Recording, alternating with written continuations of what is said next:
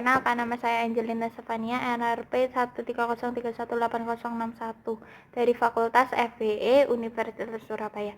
Nah, kali ini saya ingin berbagi informasi terkait banjir yang pernah melanda di ibu kota. Siapa sih yang tidak asing mendengar kalau di berita, medsos, internet juga kalau Jakarta itu sering mengalami banjir.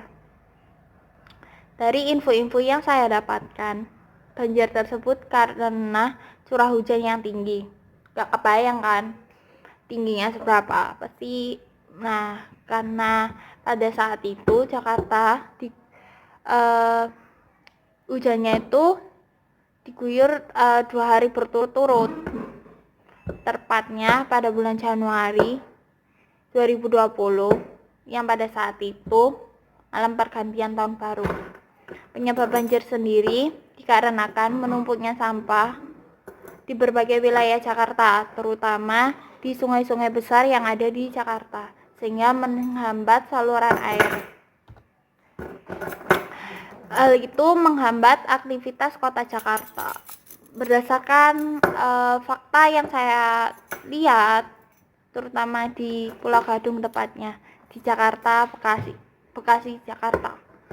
Nah, itu penyebab utama banjir itu dikarenakan ribuan meter sampah berada di depan pintu Manggarai sehingga menghambat keluar masuknya air.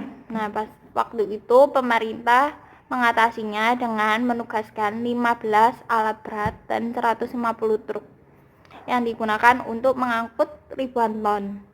Nah, pada saat itu kan pemerintah melakukan pembersihan nih.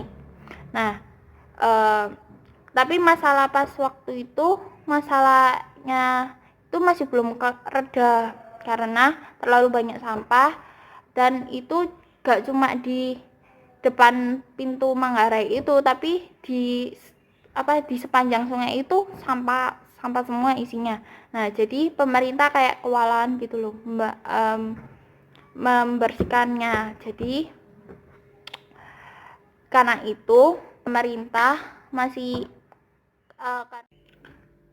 kan pas waktu itu pemerintah kan mau berusaha menanggulangi masalah tersebut kan, tapi meskipun udah digerakkan 15 alat berat sama 150 truk itu masih belum reda gitu loh, bisa mengurangi masalah itu. Tapi pemerintah kan karena sampahnya terlalu banyak kan, jadi pemerintah itu memutuskan untuk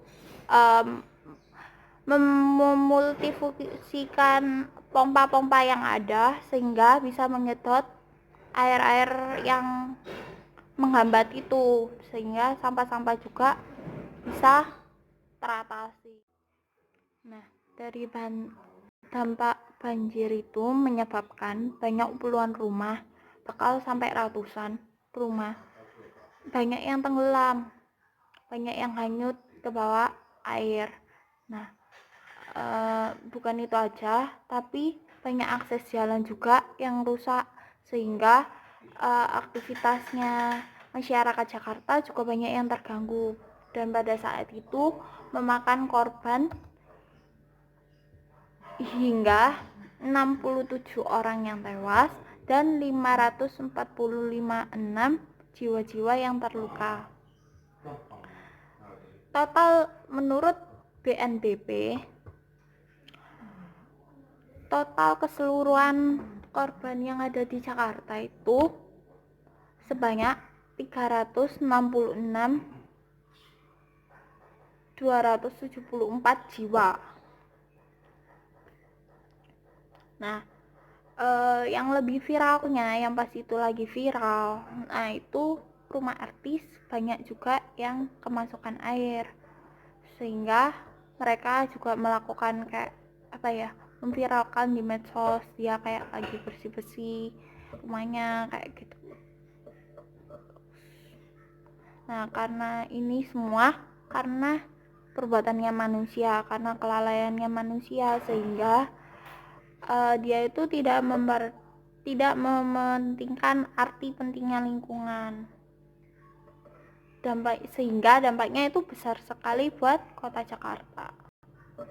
Nah, karena itu untuk meningkatkan kualitas hidup orang banyak, aku ngajak kalian nih mulai dari sekarang memperhatikan hal-hal yang kecil seperti kebersihan. Nah, kalau kalian makan, minum, habis makan jajan, nah itu kalian harus buang ke tempatnya, jangan dibuang ke kayak selokan, got, terus kayak sungai, itu juga nggak bisa, jangan. Nah itu karena itu yang bisa menyebabkan menghambatnya saluran air sehingga mudah terkena banjir, karena pada saat itu juga kan curah hujannya tinggi dan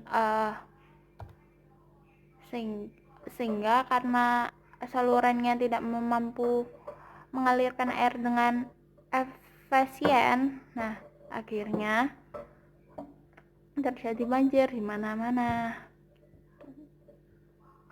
Jadi kalau kalian bisa memperhatikan hal yang kecil, maka kalian akan juga bisa memperhatikan hal yang besar dan bermanfaat buat orang lain, sehingga kita tidak hanya memikirkan ego kita masing-masing. Nah, dan kita harus saling adanya rasa gotong royong antar sesama. Jadi kalau kita lakukan bersama-sama, apapun masalahnya pasti akan cepat selesai. Sekian video dari saya, terima kasih.